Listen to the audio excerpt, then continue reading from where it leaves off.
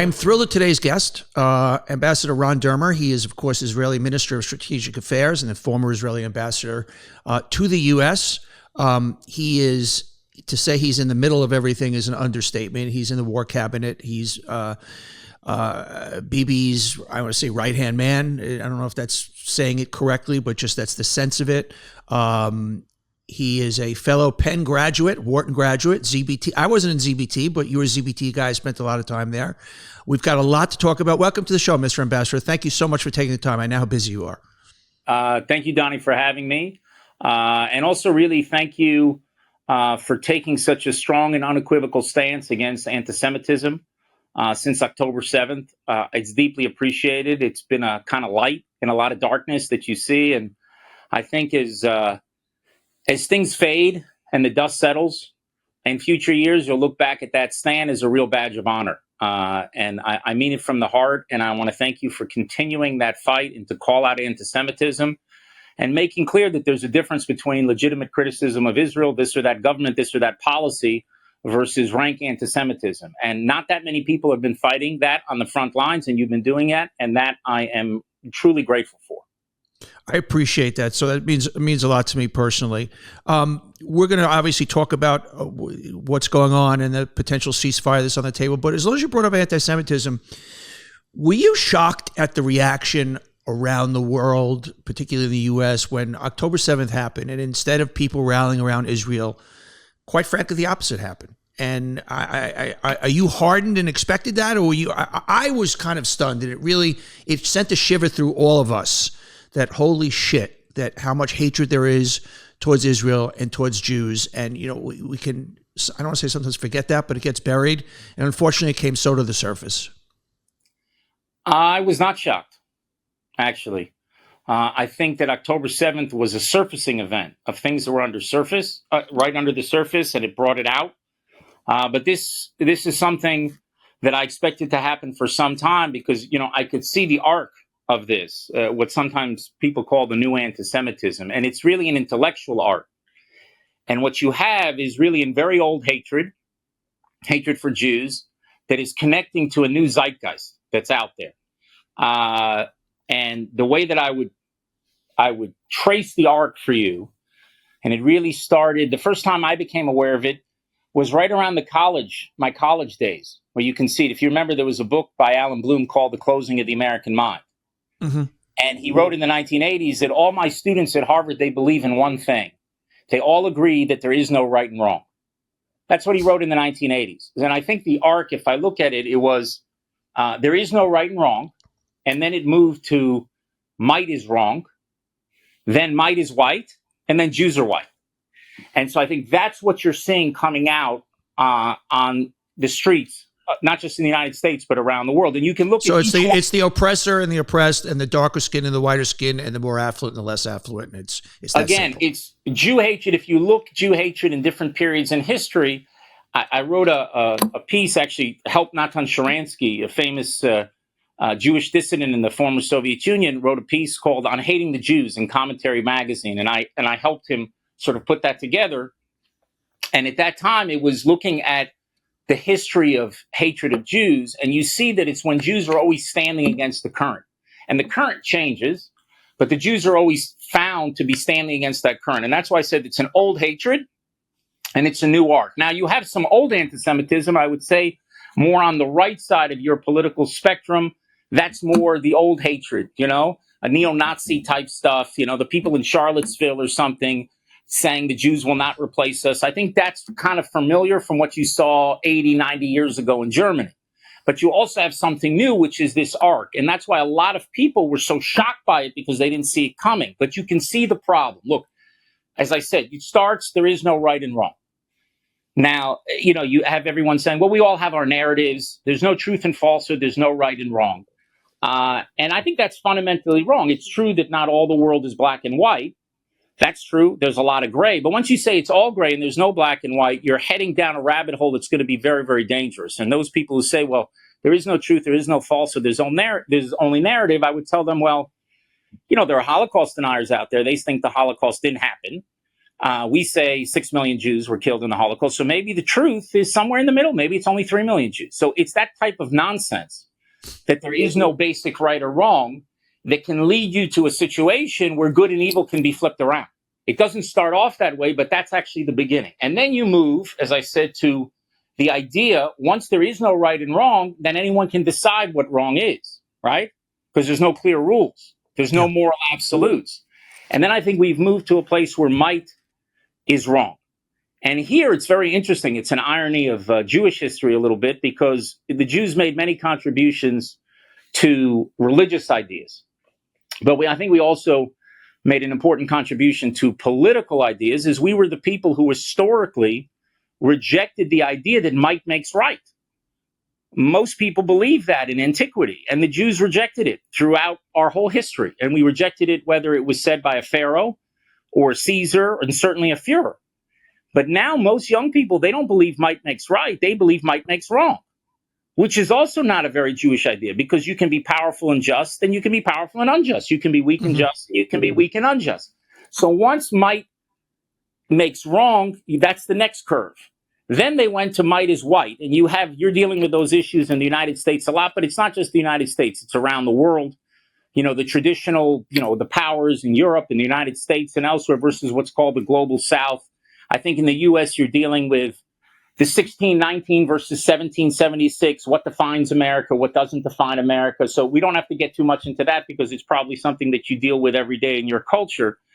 And then the last turn of the screw is that Jews are white, which is, first of all, not true. In Israel, most Jews are actually not white. They come from the Middle East and North Africa. Yeah. We also, as you know, we have Ethiopian Jews. In fact, to the best of my knowledge, Israel is the only country in the history of the world that took blacks out of Africa to freedom. And yet we're accused of being an apartheid state. But Jews are positioned as being these uber privileged group. And so you have this very strange situation. And I think one of the reasons why people were so shocked, as you say, is because I was born and raised in the United States, as you can hear from my accent in Miami Beach. And so when I was growing up as an American Jew, the civil rights movement is part of your identity as a Jew, that you played an important part in this whole struggle. In fact, I once sat with, I won't say her name, but very prominent congresswoman, African-American. And we were talking about the civil rights movement. And she said, they say there were good whites during the civil rights movement. No, they weren't. She said they were all Jews. So Jews feel that our contribution to the civil rights movement, and we say to ourselves, we just walked across the bridge in Selma. Now we're looking for the next bridge to fight against discrimination. And we see ourselves as part of the community of those who would be historically oppressed, because with any basic knowledge of Jewish history that extends beyond breakfast, you understand how Jews have been treated for century after century after century after century, a couple thousand, 2,500 years, maybe longer, of anti-Semitism. But a lot of people on the far, let's call them the radical left, I don't want to use labels. And I think there's a difference between a liberal and how it's defined versus somebody who's on the radical left. It's not the same thing. Yeah, right. When I listen to Bill Maher... Just like there's a difference between a conservative and someone who's on the radical right. Right. And I think when I listen to Bill Maher, what I hear is a liberal.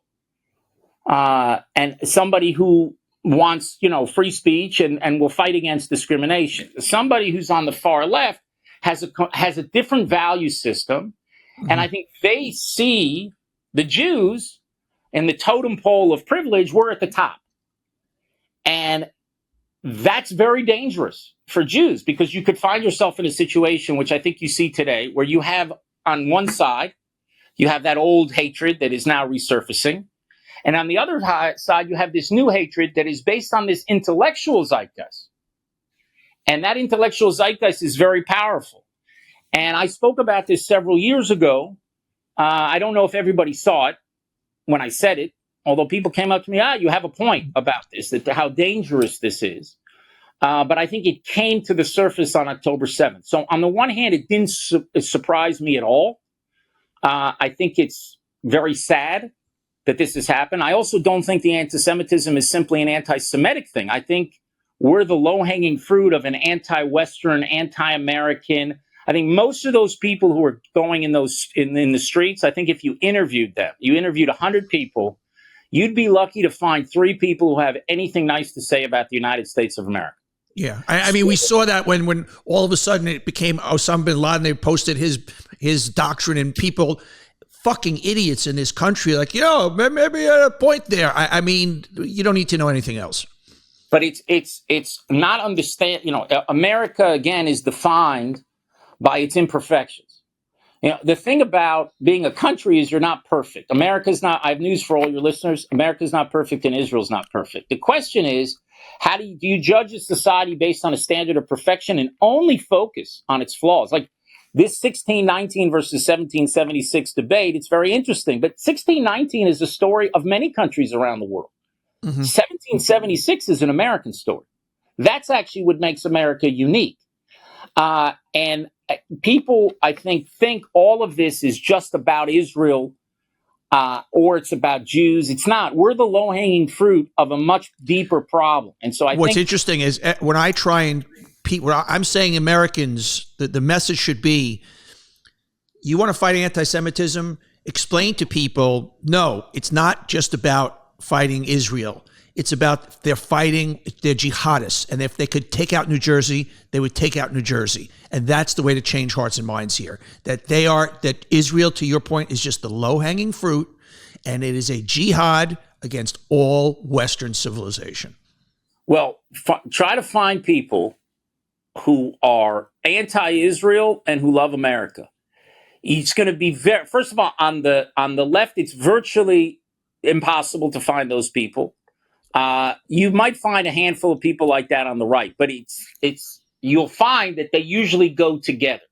The people who have such seething hatred towards Israel, they won't say anything good about the United States, of what it was, maybe what it could be in the future. But here, look, we're here to discuss probably Israel policy, and because born and raised obviously in the United States, and I have a deep affection for America that I think is the greatest superpower in the history of the world, and people who don't understand it just don't know much about history and how other superpowers have acted.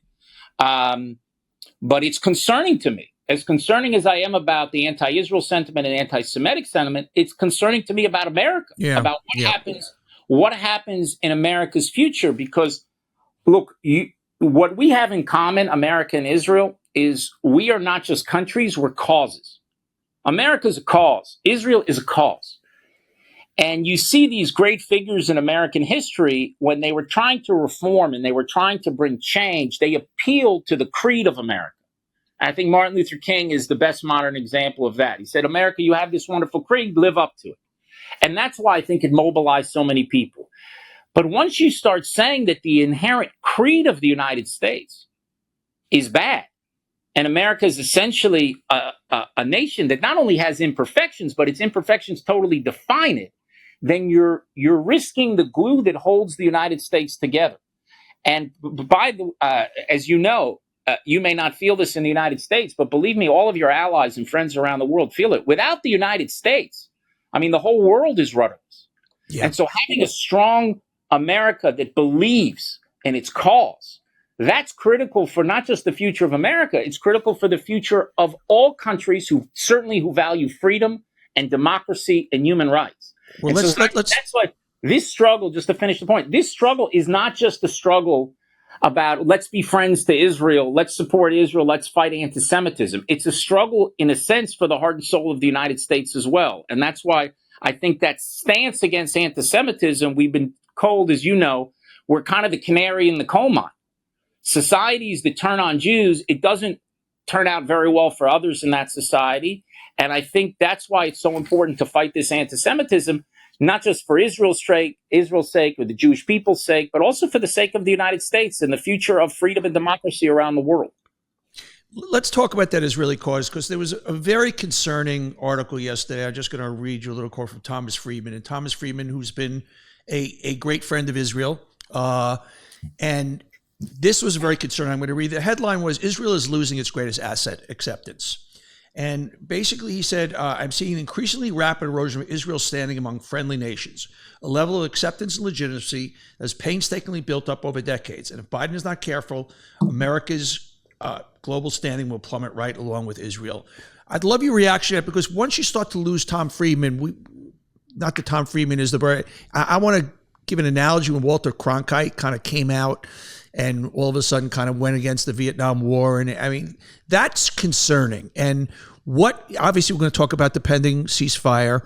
What does Israel do to gain back this trust, this acceptance, this friendship that's all of a sudden fractured as Israel? Obviously, Israel's defending itself and they're reacting to October 7th, but on a daily basis, we see the bombings, we see the hospitals, we see children, all the things, tens of thousands of deaths. What does Israel do to both defend itself, continue to defend itself, but yet fight off this kind of erosion of Israeli goodwill? So, regarding Tom Friedman, I don't want to get too deep into that. I only tell you I was once in an interview, I think it was about 10 years ago, with Andrea Mitchell, I think it was. And she asked me, after reading a Tom Friedman piece, she asked me a question, has Israel lost its soul? That was 10 years ago. So I'm not sure we had Tom Friedman. I'm not sure when we lost him exactly. But if you go back, he has written so many articles criticizing Israel. I'm not sure if there's a major journalist who has written more articles criticizing Israel. He certainly could not be more critical of the prime minister of Israel or the government of Israel. I think when Israel has policies that he agrees with, he supports it. And when Israel has policies, and by Israel, I mean not just the government, but we are a democracy, meaning when the Israeli people disagree with him, he tends to, to take his pen and to excoriate Israel there. So I'm not sure exactly when we lost Tom Friedman, but it's been at least a decade, maybe 2 decades. You'd have to go back to deeper experts. And I would argue, respectfully, that Israel's greatest asset is not its acceptance. Israel's greatest asset is its power, that we are a sovereign nation with the power to defend ourselves. What's new in Jewish history is not that there are people who hate us. That has been going on for a very, very long time. What's new is that the Jews have power to defend themselves. And with that power not only comes responsibility, and we can get into what it means for civilians and what it means for humanitarian assistance and everything else. But with that power comes imperfection. That's the price of sovereignty, is imperfection. I have news for Tom Friedman and for everybody else. As I said before, we're not perfect. And I don't need to defend Israel against the standard of perfection. The only people who are totally perfect are perfect victims. And Jews did that for a long time. And you're constantly seeking out acceptance of all sorts of people, but it doesn't save any Jews. I'm sure if the CNN cameras or MSNBC, the MSNBC goes in there and they had the films in World War II of what was happening, I'm sure there'd be more sympathy for the Jews. Would it have saved a single Jew? No. I mean, there's all these tests that people have, hashtag save our girls. Remember what happened with Boko Haram? How many girls did that actually save? I would love the sympathy of the world. And Israel has to do everything it can through its public relations, through branding. I understand you know a little something about that, to try to get more sympathy and more understanding. But at the end of the day, all the sympathy in the world is not a replacement for having the basic power to defend yourself. I think it was Golda Meir who said, better bad press than a good eulogy. And so I would say the same thing to Tom Friedman and others. We'll do everything we can to convince the people who want to be convinced. And I think if fair-minded people look at what we're doing, they're going to have a very, very different view of the situation. But if I have to choose between the criticism that I see from quarters in the United States, elsewhere, Europe, around the world, that are going after Israel and will be accepted, you look back at Israeli history, and usually, and I said this, I should tell you, Donny, you can check it. I think it's on my own Twitter feed. I gave an interview, I think October 7th, 8th, 9th, 10th. It was in the first days of the war. And I said, everybody is with Israel when we're a victim. The question is, will they be with us when we're a victor? That's the question. When you exercise power, and it gets back to the conversation we had about that zeitgeist. Because when Israel's exercising its might, everybody turns against it. And we're not like it's true with the United States, too. When the United States is fighting wars, you remember what happened 20 years ago with Iraq, and whether you're for or against the war in Iraq doesn't matter. It's just like once America is actively fighting, it actually sees enormous resistance to it. And you saw it in Europe and protests in Europe. So when we fight and we're actively engaged in that fight, you have those protests. Now, people see what's going on and they see the images coming from Gaza.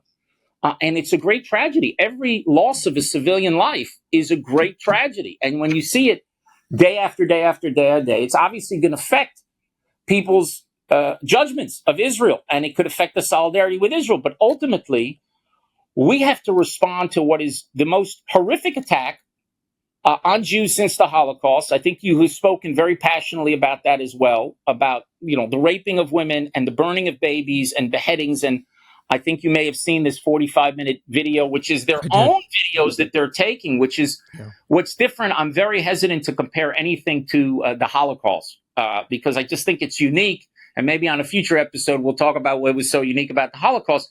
But what struck me about what happened on October 7th was, before, and it from the Hamas charter, they want to kill they not only want to destroy Israel, the Jewish state, they want to murder Jews all over the world. And they say it in their charter. So we knew that before, that they would kill everybody, just like the Nazis wanted to kill all the Jews. It was a question of the capability.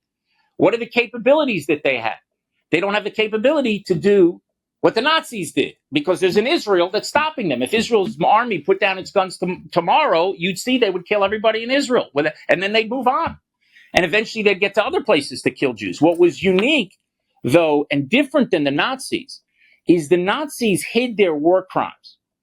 Even in 1944, they were inviting the Red Cross to Theresienstadt concentration camp, and they were get the prisoners, get them, the Jews, maybe put a little rouge on their cheeks and get them running around to show that this was some kind of a day camp to con the Red Cross, the International Red Cross.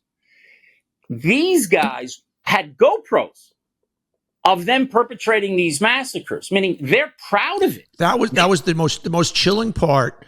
Obviously, seeing the slaughter was unthinkable, but the joy, the jubilee, the rapture that these animals felt in killing innocent Jews and non-Jews, that was the most frightening part of that video.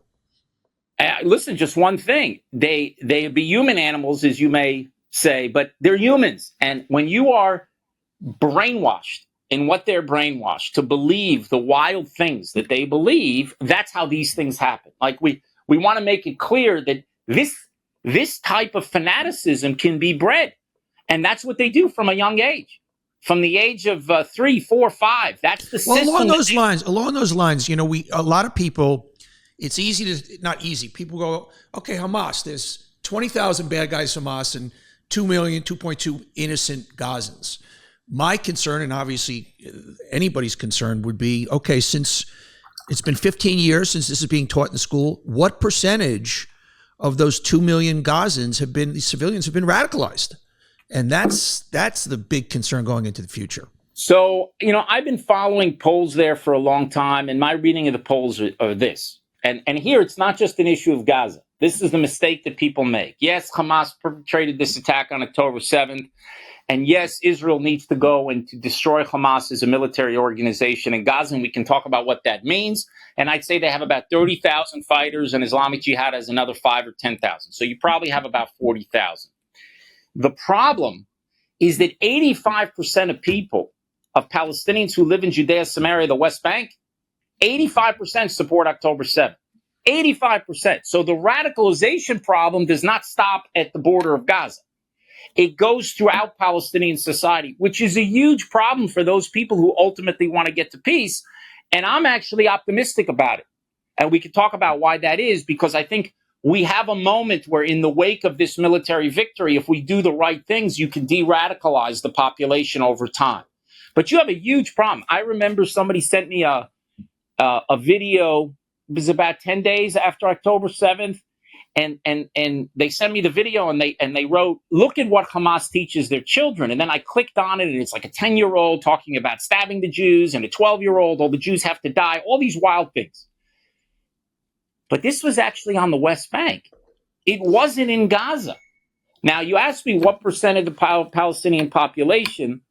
Most of the polls that I've seen before October 7th have about a third of the people who directly would support, mass killing of Jews, about a third.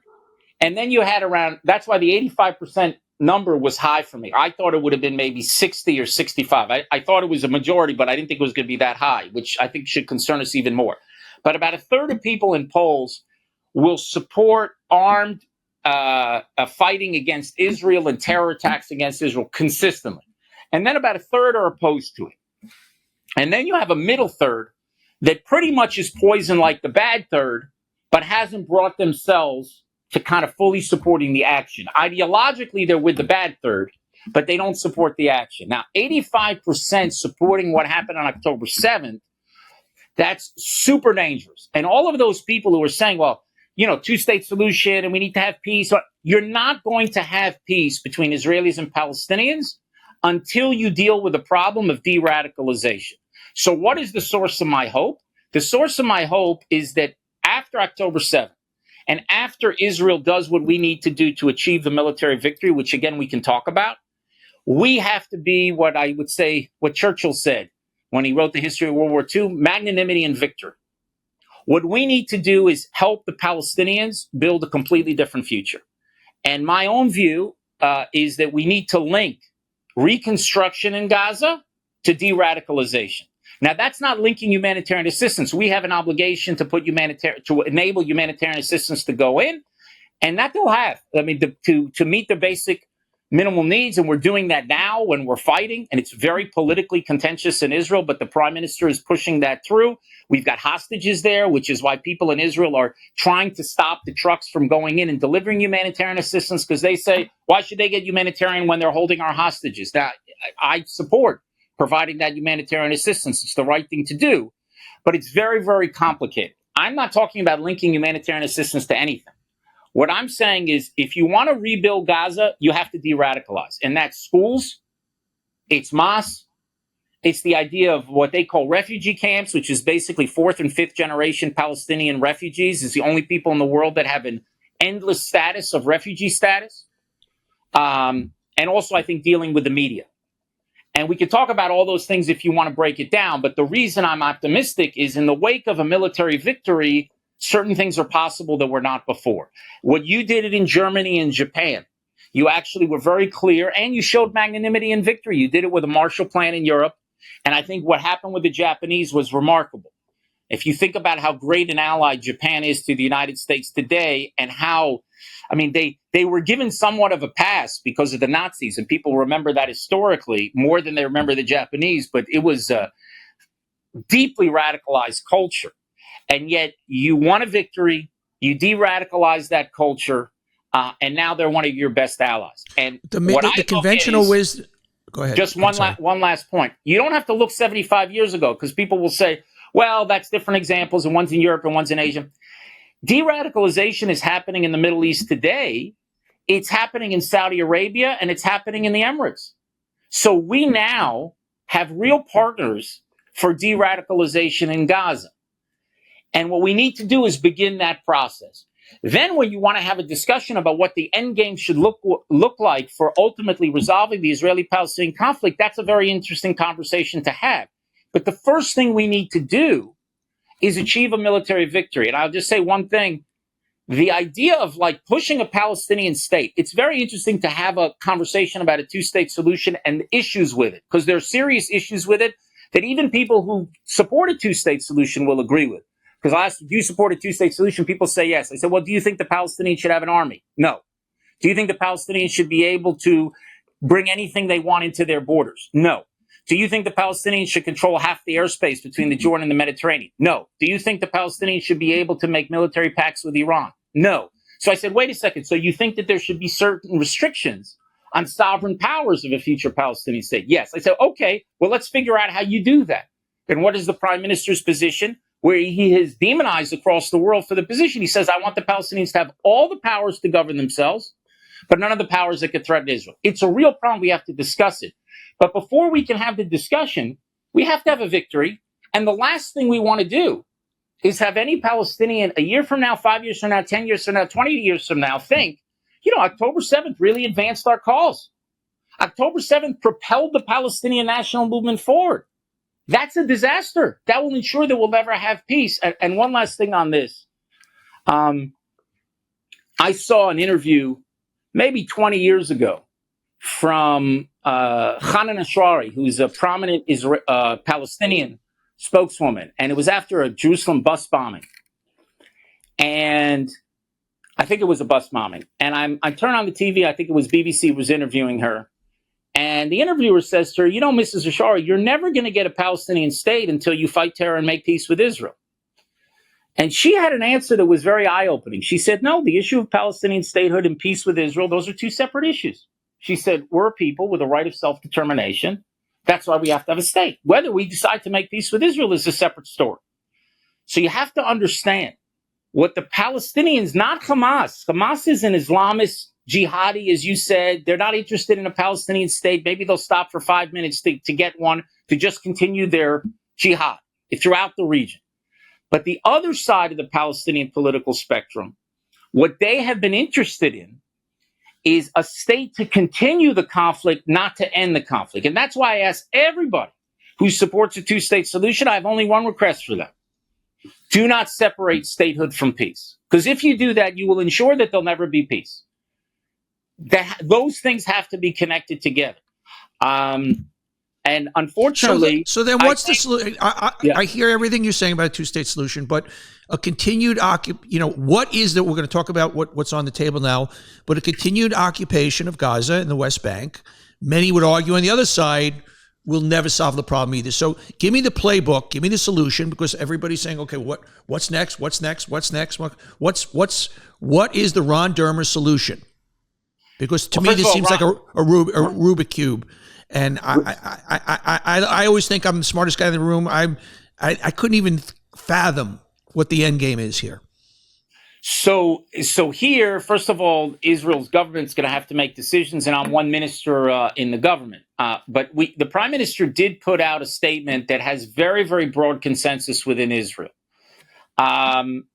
It's not everything that the right likes or everything that the left likes, but it actually has some basic things. And his principles that he put forward about a day after was not necessarily a day after plan. It was essentially principles. And the principle there will be a Palestinian civilian leadership. They're going to govern themselves. They're going to have to control their own lives. And who that Palestinian civilian leadership, that remains to be seen. It obviously can't be Hamas. The reason why we're opposed to the Palestinian Authority doing it is because they have not demilitarized or de-radicalized their own society today. So why are we putting them back in the Gaza Strip to just repeat the same mistake again? Now, can there be another force among the Palestinians that can emerge? I think so. But they're not going to emerge when they still think Hamas has a future. It's only when it's clear that Hamas is finished that you have a chance for something else to emerge. And we have to work with local Palestinians to allow them to govern themselves. And the real right that Israel wants is not to go back into Gaza or resettle Gaza, but it's actually to go and make sure that the basic security powers that I told you remain in Israel's hands, that we can continue to fight terrorism in the territory between the Jordan and the Mediterranean. Because there's no other force that we can see in the foreseeable future that is going to go and fight terrorism. So all the powers to govern themselves, none of the powers that could threaten Israel. And I think here, a victory, and the reason why I'm optimistic, in the wake of the victory, there's a chance for a change. And instead of repeating what we've been repeating for the last 30 years, define a victory. When do you spike the ball? Yes, that's a very good. They don't play football in the Middle East, unfortunately. Right. But yeah, spike the ball. Here's what I would say a military victory looks like. In my view, there's kind of three elements to it. The first element is you have to destroy the organized military force of Hamas. Because Hamas in Gaza is not a terror organization, it's a terror army. And we're dismantling the army. We have dismantled 18 of the 24 battalions. There are 4 battalions in the southern part of Gaza, which is Rafah, and there's 2 more like in the central part of it. But 18 of the 24, that's 75% of the battalions have been destroyed. Now, when you destroy a battalion, just so you understand, Donny, it doesn't mean that you've killed everybody or taken everybody off the battlefield. It's usually half half or more have either been killed or wounded. And if you look at the overall numbers, I told you there's a force of about 40,000 terrorists in the Gaza Strip. So Israel has killed, I think the latest numbers that I saw, at least 11,000 in the Gaza Strip. We killed 1,300 of those people who came over our borders on October 7th on our side. We've captured another 2,000. So at minimum, there's around 14,000 that have been killed and captured. How many are wounded? We don't know exactly how many are wounded, but the numbers in Gaza are usually about 2 to 1. Let's be conservative and say 1 to 1. And so you killed about another 10, 11,000. Wounded another 10 or 11,000 Hamas fighters. It means around 25,000 have been taken off the battlefield, which leaves you roughly around 15,000. Now, we have to go and dismantle the rest of these battalions. When we do that, I suspect we'll be down to 5,000 or 10,000 fighters, but not in an organized capability like they had before. In addition to that, I think it's important to get the leadership. We have not succeeded in getting the leadership yet. We have done very well with the battalions. We've done very well with taking the fighters, the terrorists off the field. And we're also slowly but surely working through this underground tunnel terror network and destroying it methodically. And that's ongoing every single day. And that's why it also looks, maybe from your point of view, that it's slow. I should say, compared to what the United States in Mosul, this thing is moving very fast. You went to Mosul. It took you 9 months. You were fighting not 40,000, 3,000 to 5,000. You were fighting terrorists. And I think you killed 10,000 civilians were killed in that war in Mosul. So the ratio was something like 3 to 1 of civilians versus combatants. Our ratios are much lower. And even though our ratios are much lower, we're accused of perpetrating a genocide. As crazy as that is, we're fighting a genocidal force that openly declares that it wants to murder all the Jews, that tries, as you saw a sneak preview of that on October 7th, and yet Israel's accused of genocide. And I can tell you, Donny, if we're a genocidal, we're the dumbest genocidal force in history, because the Palestinians are 10 times the population they were in 1948, and probably 5 times what it was in Gaza when we took it over in 1967. Of course, it's crazy, these ideas. We're fighting a brutal enemy that embeds itself in the civilian infrastructure of hospitals, schools, and mosques and everything. And I have to tell you this, with something I learned in this war. We've had rounds in Gaza before, and you know that Hamas has this whole human shield thing, that's what they try to do. So that when we fight them, we can't give them immunity. So we have to go after them. We do our best to get the civilians out of harm's way, but unfortunately, you have civilians who are killed. And then they'll use that to flip the whole international media against Israel and blame Israel. And what I always say is, I don't have a problem with you showing these heart-wrenching pictures that hit me in the gut of a child, a Palestinian child being pulled out of the rubble. I don't have a problem with you showing it, but you should blame Hamas. They're the ones who are responsible for this, not blame Israel, because if they think this tactic will work for them, they'll continue to use it. So, but what I found in this war is something I didn't realize. You know that they have tunnels underneath schools and mosques and hospitals, right? But here's what I saw. I saw a satellite photo of an area of where the tunnel shaft, and it was, I think, 2018, maybe. And then they showed another one in 2022. And in 2018, there's nothing on top of the tunnel shaft. And then in 2022, there's a school on top of it. So they don't dig tunnels under schools. They build schools over tunnels. On top of tunnels. Their whole strategy, it's not a tactic of war. It's the whole strategy of war is an underground terror fortress, and then to put Israel in this impossible situation. And instead of the world applauding Israel and saying, look at the care you're taking to keep civilians out of harm's way, we have dropped, I saw the numbers, 9 million. I think it's 9 million flyers. It might be more than, it was 9 or 19 million, I can't remember. I think 9 million flyers we dropped, 9 million text messages. You've got about 100,000 phone calls directly with people, specifically to people to get them out of harm's way. We have taken action that no country takes, and also flagging where we're going to go in to get the civilians out of harm's way. And what's important for your listeners to understand, Israel is doing this not thousands of miles away. They're doing it literally a few hundred yards away from their homes. It's literally next door. So when you judge Israel and you think about Israel, I always, in my mind, having been born and raised in the United States, I always ask myself what I call the WWAD question. Okay, what would America do? So the equivalent, when Israel does something in America, America's about 40 times the population. So instead of 1,200, it would be 50,000 Americans who would be killed on a single day, which is the equivalent of about 20 9/11s. So imagine you have terrorists just bust over your border, come in, thousands. I don't want to besmirch Mexico or Canada. But imagine they all come in over your border, kill 50,000 Americans, and then take 10,000 Americans hostage, because we had 250. That's 40 times, is about 10,000. 10,000 American hostages. And then they fire rockets where you have half of your country running into bomb shelters. What do you think the United States would do? Do you think that the conversation in the United States would be how many trucks came in to that place recently? What is happening with the humanitarian assistance? Of course not. It would be a entirely different question. So Israel is judged by a different standard, unfortunately, than any other country in the world. And I would only ask the American people, just don't rush to judgment against Israel. Learn the facts, understand exactly why we're doing what we're doing. And I think the more they learn about it, the more they're going to understand that we are doing things that no other army has ever done in the history of the world. And don't take my word for it. I think there was an article, hopefully you'll put it up on your site from Newsweek, by John Spencer, who teaches urban war at the Urban War Institute in West Point. So I hope he's a credible source. And he says Israel's done things that no other army has ever done. The only battle that he compares it to in your history is the Battle of Manila. And I said, I'm not an expert on the Battle of Manila, but he said there were 17,000 people, Japanese, who were fighting. They were all in the sewage system, so it had an underground element, not like what we're dealing with, but at least an underground element.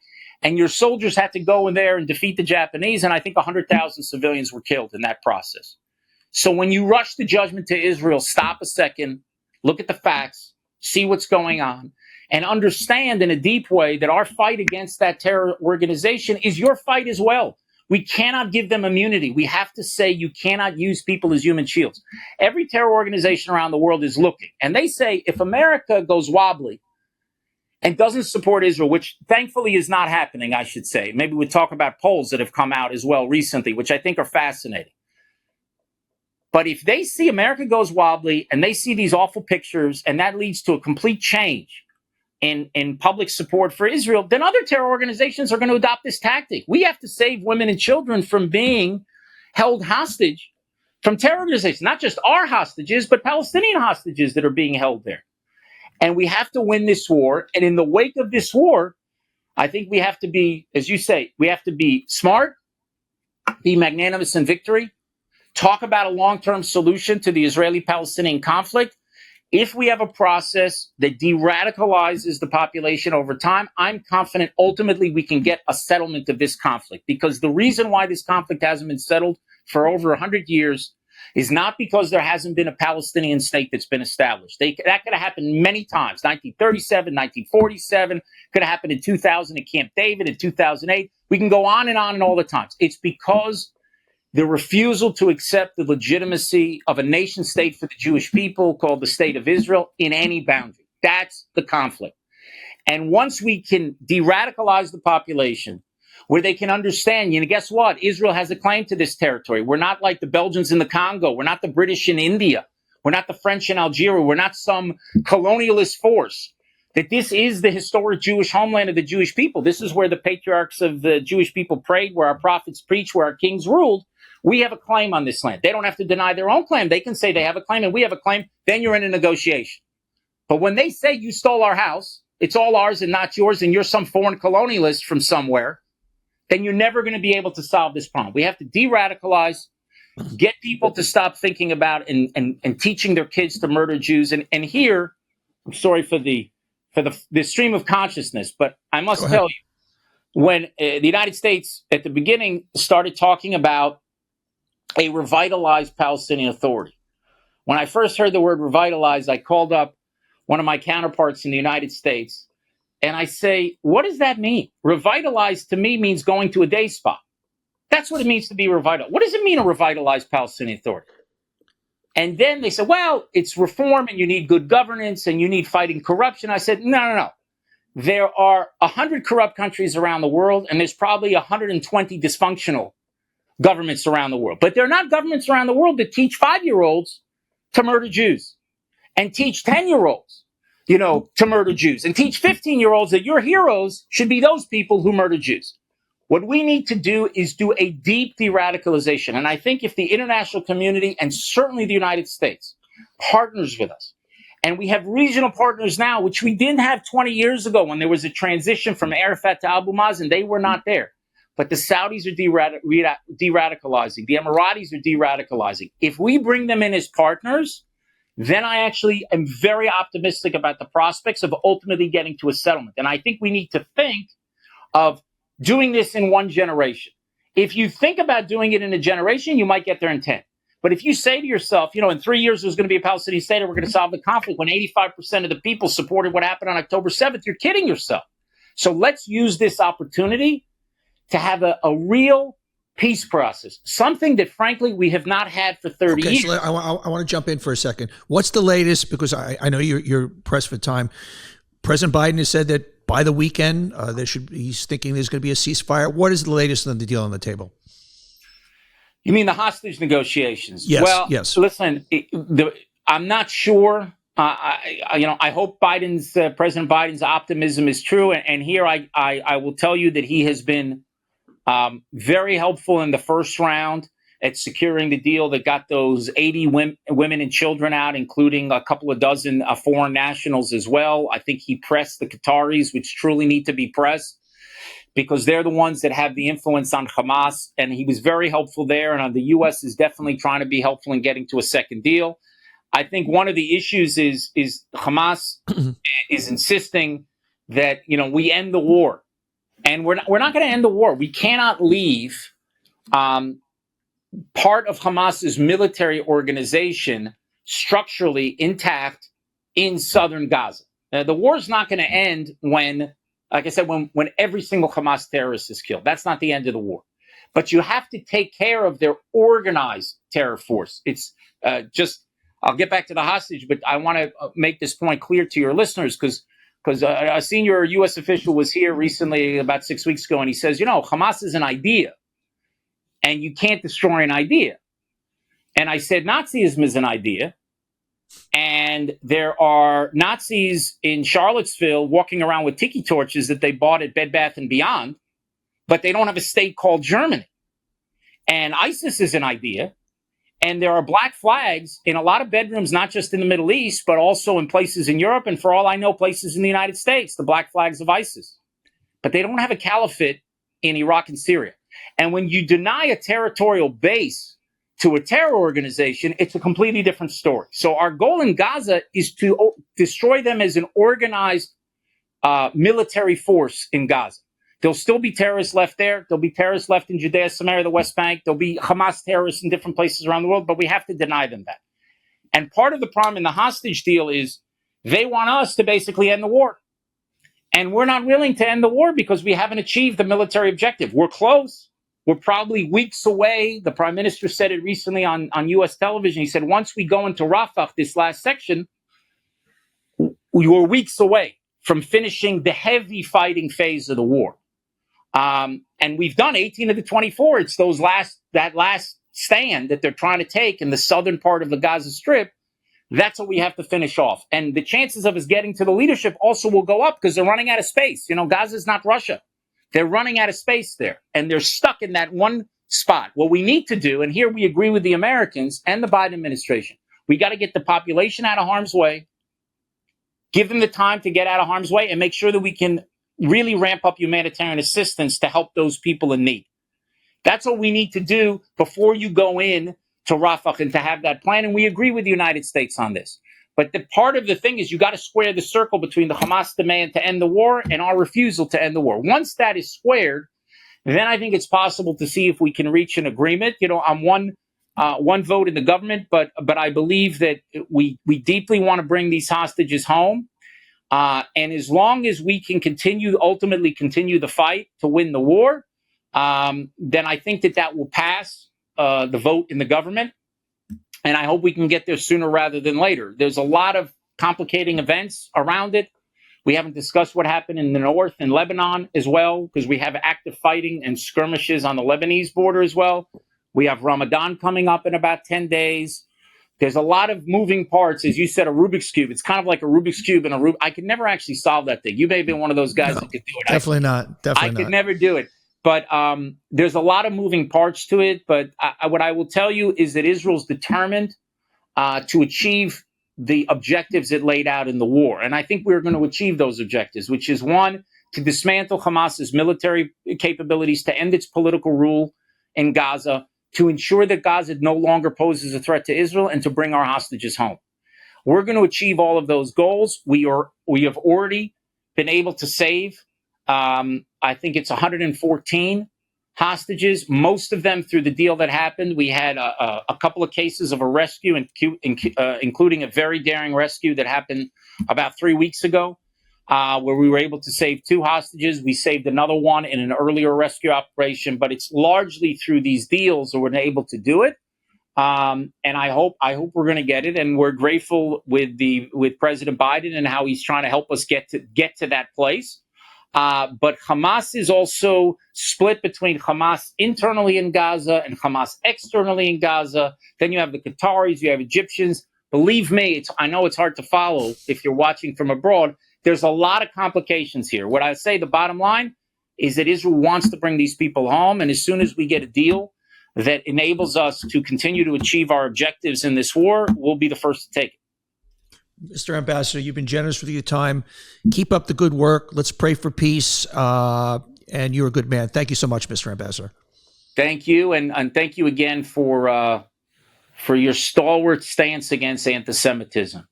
As time goes by, it's going to look like a brighter and brighter light. And I thank you very much again for that. I used to, as ambassador, I used to be able to speak on behalf of the people of Israel, or the state of Israel, being an ambassador, but I'm just a lowly minister, so I can only speak on behalf of myself. But I think about unfair-minded people everywhere. I think what the people of Israel like to see sometimes is a sense of outrage of what happened. And the lack of outrage that followed October 7th, you said, did it surprise me or not surprise me what people did? But I think to have a few people around the world who are in a position of prominence and who are given a platform to express that sense of outrage, I think really warms the heart of the people of Israel. We see it. We're very appreciative of it. And I thank you for it. And hopefully we'll keep getting the facts to people. And every open-minded and fair-minded person we can hopefully bring to our side, in both in winning this war and also winning the peace. Stay safe, my friend. I hope we get to meet in person one day. Take care. Everybody, thanks for watching. If you like it, hit that subscribe button. And we love having you here watching On Brand. And just don't miss any future episodes. So don't forget to hit that subscribe button. We'll see you next time.